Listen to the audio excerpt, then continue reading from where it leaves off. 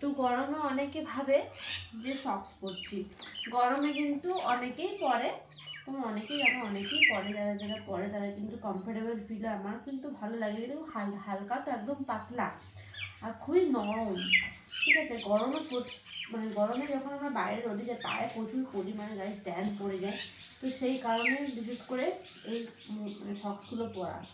আর এখন তো আমি যাচ্ছি না, আর আমাদের উঠোনটা প্রচুর পরিমাণে ধুলো আছে, তো সেই জন্য আমি জাস্ট ঘরে পরে থাকি, ভালো লাগে, সফট লাগে, আর পাগুলো পরিষ্কার থাকে সেই কারণে।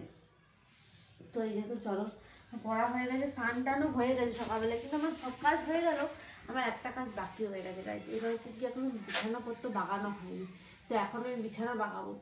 চলো যাই, বসে থাকলে হবে না কোনো কাজে।